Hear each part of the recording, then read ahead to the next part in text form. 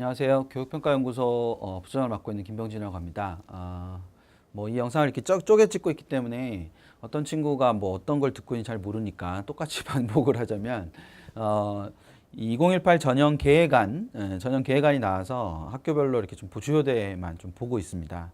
그래서 지금 이 PT 안에 들어가 있는 내용이 되게 많기 때문에 여러분이 이제 이 화면으로 보는 건 좀 어려움이 있을 거예요. 좀 어려움이 있을 테니까 그 첨부되어 있는 PDF 파일을 다운받아서 같이 이렇게 펼쳐놓고 이렇게 좀 보면 도움이 좀 될 것 같고요. 그리고 이걸 보고 나면 반드시 대학교 입학처, 그러니까 해당 대학의 입학처 홈페이지에 가면 지금 현재 이제 2018학년도 전형 계획안이 나와 있습니다. 나와 있으니까 그것까지 확인 한번 해보셨으면 싶고요. 저는 오늘 연세대 진행하도록 하겠습니다.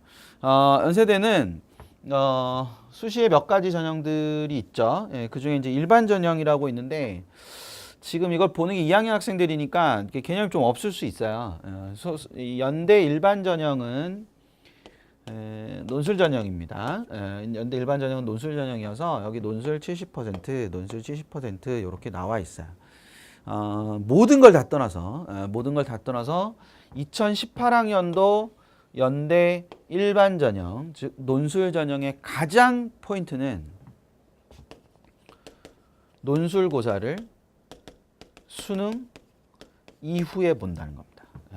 그러니까 논술고사를 수능 이후에 본다는 게 기본적으로 2018학년도 연대의 이 일반 전형, 즉 논술 전형뿐만 아니라 그 모든 수시에 있어서 가장 어떤 의미에서는 핵심적으로 우리가 생각해야 되는 게 이 논술고사 수능 이후에 본다. 이거를 이제 여러 가지 측면을 생각할 수 있죠. 예. 고대가 논술을 폐지합니다. 그렇죠? 예, 고대가 논술을 폐지하는데 고대는 수능 이후에 계속 논술을 봐왔고 연대는 수능 이전에 논술을 봐왔었어요. 근데 그게 고대의 폐지의 영향인지 어쨌거나 연대가 수능 이후에 논술을 본다. 학생들한테는 좋은 거죠. 예, 그러니까 수능 직전인데 보통 이제 연대가 논술 보는 게 10월 초 이때 보니까 수능 직전에 한창 수능에 막 집중해야 되는 시기에 연대 논술을 보러 가야 되는 상황이 돼서 학생들의 집중력 자체가 조금 떨어질 수 있었는데 그게 이제 변화가 됐다라는 거. 이제 그게 하나고 또 하나는 이제 재밌는 거는 이런 건데 683명이에요. 연대 논술 정원이. 요 중에 이제 2명이 사회체육과 관련되는 학과의 논술 전형 정원이 2명이에요. 2명. 그러면 2명 빼면 681명이죠. 저희 지금 나누어드린 이 자료는 인문계와 자연계만 있기 때문에 그러면 이제 이거는 체능으로 분류되거든요. 그러니까 이제 그 빼고 나면 681명이에요. 681명이 이렇게 342에다가 339를 더하면 681이 돼요. 인문계 자연계가. 근데 연대는 2017학년도하고 2018학년도가 똑같아요. 논술 전형 총원이 똑같이 몇 명이냐? 683명이에요.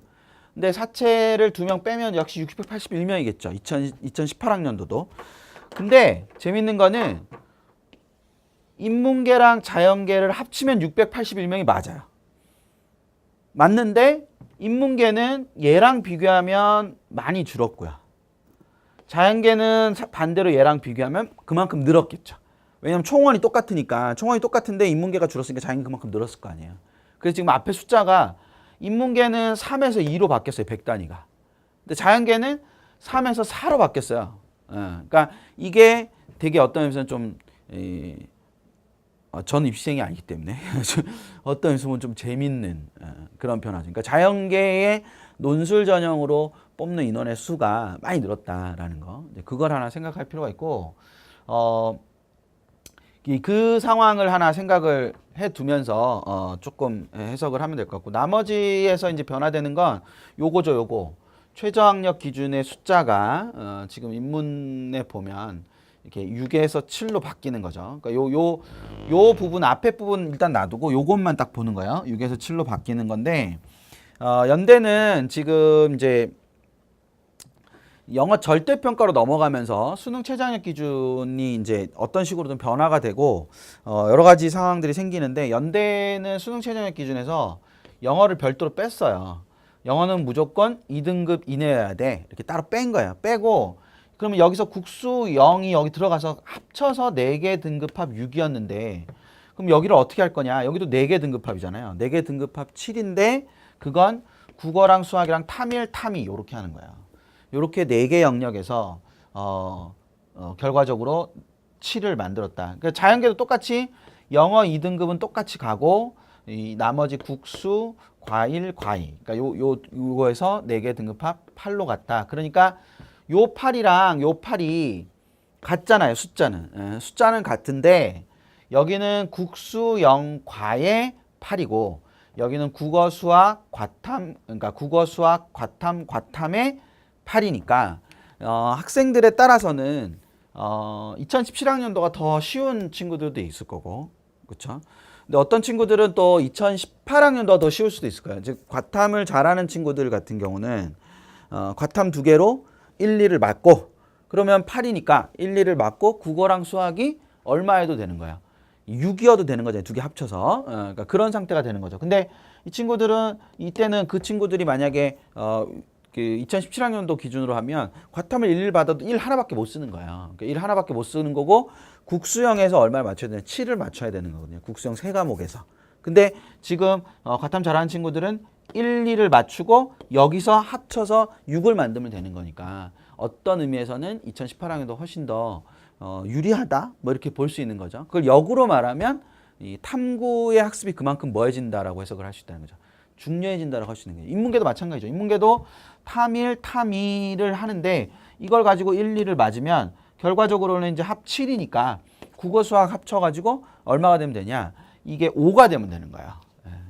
근데 여기는 지금 이게 하나가 1이어도 국수 0을 갖고 얼마를 맞춰야 되는 거예요? 5를 맞춰야 되는 거니까. 그럼 둘 하나를 맞춰야 되는 거잖아요. 근데 이게 국수를 갖고 하면 둘, 셋이어도 맞추는 거니까 그 구조를 생각을 하시면 이 역설적으로는 탐구가 훨씬 더 중요해지는 그런 상황이 될 수 있다. 뭐 의치 계열도 역시 마찬가지로 영어는 2등급 이렇게 걸고 있으니까 그 최저를 그런 식으로 해석을 하는 거를 하나 할 필요가 있습니다. 그 다음에 연대의 2018학년도 변화가 좀 있죠. 그 변화는 뭐 고대만큼 굉장한 변화는 아니지만 그 변화는 학생부 교과 전형이 폐지됩니다. 학생부 교과 전형을 폐지하는데 제 생각에는 학생부 교과 전형이 폐지되는 게 뭐 굉장히 뭐 큰 이슈다. 이렇게 말하기 좀 어렵지 않나. 왜냐하면 여기 지금 학생부 교과 전형인데 2017학년도 기준이에요. 2017학년도 기준으로 요게 보이죠. 비교과가 보여요. 그러니까 1단계를 교과로 하지만 1단계를 교과로 3배수로 하지만 2단계로 넘어가게 되면 비교과 30%라는 거를 사용을 한다는 거죠. 전형 요소 중에서. 그렇다면 이게 엄밀한 의미에서 교과 전형이라고 할 수 있을 거냐. 그렇게 말하기보다는 1단계가 70%인데 1단계는 교과니까 교과와 비교과를 같이 보는 무슨 전형에 가깝다고 볼 수 있냐. 종합 전형에 가깝다라고 보는 게 오히려 더 맞지 않을까. 그런 측면에서 이걸 대체하는 의미로 이것의 대체 의미로 학생부 종합형에 이 두 개가 생기는 건데 하나는 면접형이 생기고 활동 우수형은 그 이전에 2017학년도까지는 학교활동 우수자 여기 적혀 있죠. 학교활동 우수자라는 전형으로 돼 있던 건데 그거를 활동 우수형이라는 이름으로 바꿨어요. 활동 우수형이라는 이름으로. 그렇게 바꾸면서 얘네는 면접형이라는 이름을 붙였으니까 면접형이라는 이름이 사용되려면 면접의 비중이 뭐 해야 되는 거죠? 높아야 되는 거죠. 면접의 비중이 높아야 되는 거니까 여기 면접이 60%예요. 근데 여기는 면접이 뭐 했었다는 거예요? 없었다는 거죠. 이때는 면접이 없었는데 여기는 면접형을 만들고 면접의 비중이 높은 전형을 만들었다. 그리고 수능 최저의 기준은 없는 거를 했다. 여기서는 있었지만 없는 걸로 바꿨다. 이렇게 해석을 하시면 될 것 같고 반면에 학교활동 우수자, 즉 활동 우수형 전형은 지금 거의 똑같아요. 그렇죠? 네. 일정 배수라는 이 말까지도 똑같죠. 나머지 방법 똑같고. 그러니까 이거는 그냥 그대로 넘어오는 거라고 보시면 돼요. 그대로 넘어오는데 인문계 인원이 많이 는 걸 알 수 있어요. 자연계 인원은 줄었다는 걸 알 수 있죠. 인문계 인원은 늘었다는 걸 알 수 있고. 그럼 아까 그 논술에서 자연계가 늘었던 거 생각하시면 되죠. 즉 여기서도 학생부 교과 전형에서 이걸 대체하는 형태로 만든 학생부 종합 전형의 면접형은 인문계는 증가하고 자연계는 오히려 뭐했다? 감소했다라고 볼 수 있다. 그러니까 인문계 쪽은 논술보다는 오히려 종합형 전형 쪽으로 인원을 좀 더 많이 집어넣고 반면에 자연계는 논술 쪽으로 더 집어넣었다. 이렇게 해석을 하실 수 있는 거예요. 전체적인 틀 자체에서 뭐 그렇게 생각하실 수 있는 건데 뭐 이거는 뭐 여러 가지 측면에서 설명할 수 있지만 어떤 의미에서 보면 인문 논술이 그만큼 변별력이 떨어지기 때문에 선발에 어려움이 있었지 않았나라는 생각을 해볼 수도 있다는 거죠. 그러니까 그 측면까지 염두에 둬서 생각을 하나 해두면 될 것 같습니다. 이 뭐 어떤 애들이 이런 걸 붙나요? 그 뭐 어떤 애들이 이런 걸 붙나요를 설명하기 시작하면 1시간, 2시간 해도 끝이 안 납니다. 그러니까 이런 형태를 가지고 있다. 그렇다면 기본적으로 학생부 종합 면접형은 면접에 뛰어난 능력을 가지고 있다. 면접에 뛰어난 능력을 가지고 있는 게 뭐냐? 자기가 가지고 있는 이 여러 가지의 특성이라든지 아니면 장점이라든지 아니면 자신의 의지라든지 이런 것들을 굉장히 잘 알고 있는 거죠. 뭐 표현을 잘하는 건 물론 필요하겠지만 잘 알고 있어야 표현을 잘하는 거니까 그런 친구들. 그러니까 이게 다른 학교들에 존재하는 어떤 뭐 심화형이라든지 이런 거랑 비슷하다고 해석하시면 될 것 같고, 요 활동 우수형이라는 건 학교 활동을 그만큼 열심히 했느냐 하지 않았느냐에 따라서 나타나는 것이다 라고 해석을 하시면 될 것 같습니다. 역시 아까 앞에 논술전형에 얘기했던 것처럼 영어는 딱 2등급으로 따로 빼서 딱 정해놨으니까 그걸 생각을 해두면 될 것 같고요. 이 6과 4라는 숫자로 6에서 4라는 숫자로 줄어들었지만 어쨌거나 얘네는 이 국수 영어 빠졌으니까 영어 빠진 상태에서 그럼 영어 2등급하고 4 여기서 두 개 등급합 4를 합치면 6이잖아요. 세 개 등급합 6 똑같은 거잖아요. 그렇죠? 그러니까 똑같은 형태가 되는 건데 영어가 절대평가되니까 수능 최저는 오히려 완화됐다라고 해석하는 것이 맞다라는 거. 그것도 하나 더 생각해 두시면 되겠죠. 자, 그다음 이제 연대가 자랑하는이라고 말하려다가 연대가 이제 자랑 안 하려고 기조를 잡은 것 같아요. 연대가 각종 입시 설명회에서 저희 이제 특기자 안 뽑을 겁니다 라는 얘기를 되게 많이 하고 있어요. 되게 많이 하고 있어서 특기자 전형은 인원은 똑같죠. 인원은 똑같은데 점차 줄일 계획이라고 합니다. 점차 줄일 계획이라고 하고 특히 뭐 IT 명품이나 이런 거는 없어질 가능성이 굉장히 많고 뭐 이런 상황이라고 해석을 하시면 돼요. 그러니까 연대가 아주 그 많은 사람들한테 궁금증을 자아냈던 게 이 특기자라는 전형 안에 지금 특기자 5개 있는 거거든요. 그러니까 인문, 사회과학, 과학, 과학공학, 그러니까 인문, 사회과학, 과학공학, IT 명품, 국제 이렇게 5개의 특기자 전형이 있었기 때문에 그 특기자 전형에 대한 오해가 많았어서 좀 변화를 주려고 하는 것 같습니다. 2019학년도부터는 점진적으로 이렇게 폐지되는 것들이 있을 거고, 그다음 자격도 변화하고 뭐 이렇게 변화해요. 특히 요 자격이